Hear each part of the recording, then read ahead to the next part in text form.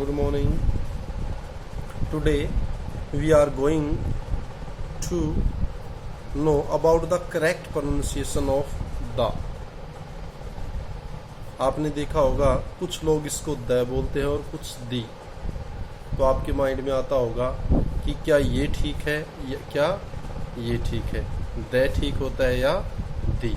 तो इसके पीछे एक सर्टन फार्मूला होता है, उसी के ऊपर इनकी प्रोनाउंसिएशन डिपेंड करती है, इनका उच्चारण उसी के ऊपर निर्भर करता है कि इसको आप द बोलेंगे या फिर दी।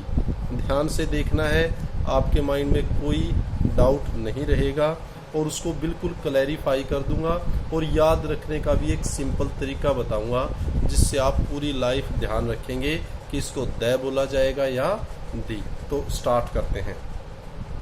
जब किसी भी वर्ड के आगे आपको ये वर्ड मिलता है अर्थात दी, THE दी, तो वैसे ठीक दोनों ही होते हैं। द कहते हो आप वो भी ठीक है और दी कहते हो वो भी बिल्कुल करेक्ट होता है, लेकिन इनका सिचुएशन के अनुसार चेंज हो जाता है कि कहाँ पर हमें द बोलना चाहिए और कहाँ पर दी बोलना चाहिए। तो उसी चीज़ को आपका जो डाउट है उसको क्लियर करता हूँ और आपके नॉलेज को अपडेट करने का प्रयास करता हूँ।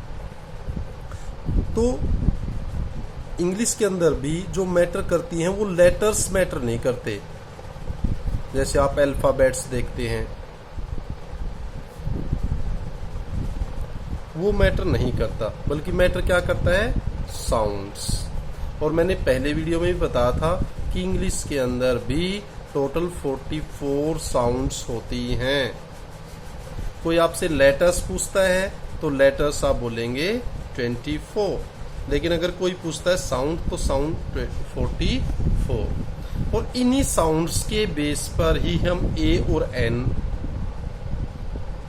फील करते हैं और इन्हीं के बेस पर इस जो वर्ड है आपका THE, इसको प्रोनाउंस किया जाता है या तो द या फिर दी।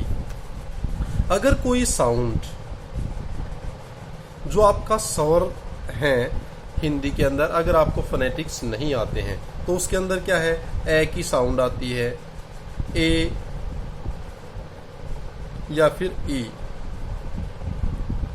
अब आपको मैंने बता दिया है कि ए की साउंड आती हो, ए की आती हो, ई की, या इनसे थोड़ी बहुत सिमिलर अगर साउंड आती है तो उस टाइम पर आप इस वर्ड को प्रोनाउंस करेंगे दी। समझ में आया कि जो भी वर्ड आपको देखना है जिसके आगे आपको ये वर्ड लिखना है THE, इसको द बोलेंगे या दी, तो आपको देखना है अगर कोई जो भी वर्ड लिखा हुआ है जिसके आगे आपको THE लिखना है, अगर वो ए या उससे सिमिलर थोड़ा आ ई इस तरह की आवाज आती है, या ए आई ऐसी आवाज आती है, ई थोड़ी सी छोटी बड़ी वाली ई इसकी आती है, तो आपको बिल्कुल कंफर्म होकर इसको दी प्रोनाउंस करना है। और अगर इससे कोई अलग आवाज आती है इन वोवल्स को, इन स्वर साउंड को छोड़ करके, फिर आप इसको द बोलेंगे। अब इसके एग्जाम्पल बता रहा हूं, उससे आपको बिल्कुल क्लियर हो जाएंगे, कंफर्म हो जाएंगे। फॉर एग्जाम्पल आपने लिखा आइसक्रीम, पेन, टेबल, गिफ्ट,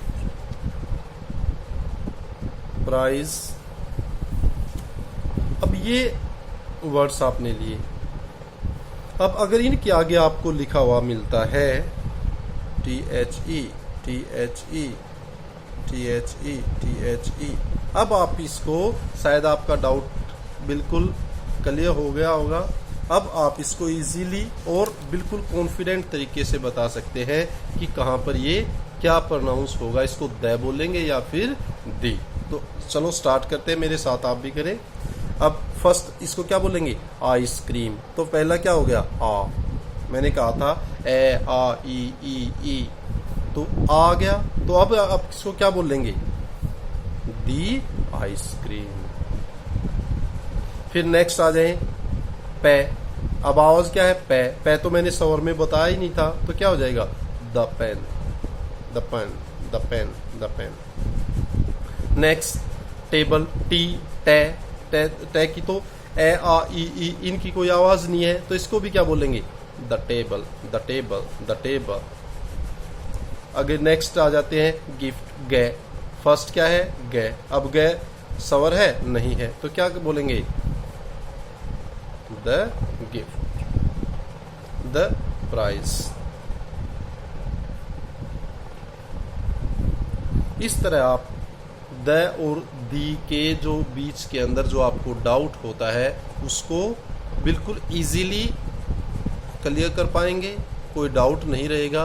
और याद करने का तरीका, अब आप सोचेंगे भाई याद कैसे रहे, तो हमेशा हर चीज को रटा नहीं जाता, एक एज के बाद उसको किसी भी सिस्टम से याद किया जाता है। अब इसका एक तरीका बताता हूँ। अब जैसे क्या है, स्वर बोले हमने, ए आ ई, इसका मतलब द के ऊपर जो ई की मात्रा लगी हुई है, अगर ये वोवल साउंड है, स्वर की है, तो दी बोलेंगे। और अगर ये वोवल नहीं है, ई ए आ ई की आवाज नहीं है, तो हमेशा इसको द बोलेंगे। अब आप ये पूरी लाइफ याद रखोगे कि अगर स्वर है तो दी और स्वर नहीं है तो द। Thank you.